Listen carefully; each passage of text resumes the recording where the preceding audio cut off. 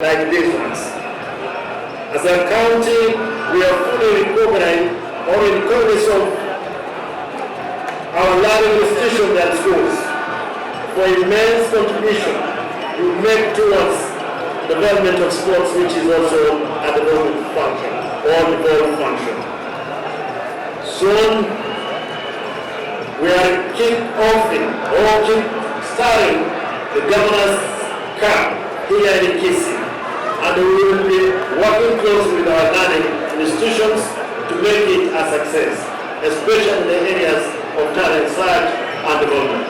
For our teachers, I want to make a request for all schools, Walimu, Kisii School, Kado Tunda, Yamulugu, and all other schools that will be using your field for the Governors' Camp for talent search. It's for this reason that we welcome this event to Kisii County, and how personally come here to encourage our children to work hard both in academic and extra curriculum activities. For the students who are here, the teachers, we were concentrating yesterday with the leadership that what could we do today in the morning? Could we give every student here sugarcane and banana? But we thought this place will be heated with all manner of everything. Therefore, I want to promise to the students, the 2,000 of you, when you leave here on Thursday, each and every one of you, you will carry home gifts from Kisii. Kwa hivyo wakati mtaondoka hapa, kila mtu utakuwa umebeba miwa kutoka Kisii, ndizi leo tunaenda kununuliwa, na hao wanafunzi watabeba miwa ya kutosha. Wale ambao kama kuna gari za kutosha watabeba, mpaka sifike Notisa.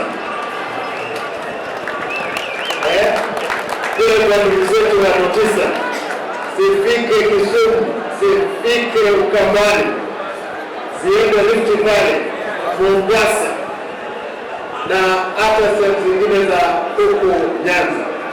Kwa hivyo siku hiyo wale wanafunzi ambao wako Kisii School, magari yatakuja hapo, kila mwanafunzi atapata zawadi ya kuingia hapa Kisii.